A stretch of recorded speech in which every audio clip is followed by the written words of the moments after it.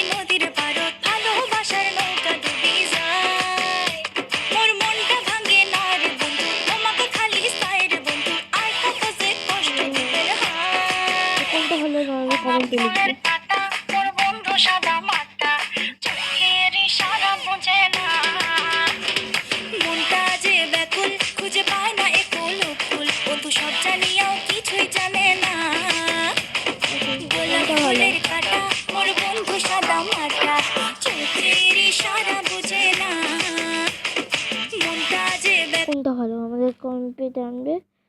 ডিজেটা ভালো না নর্মালটা ভালো?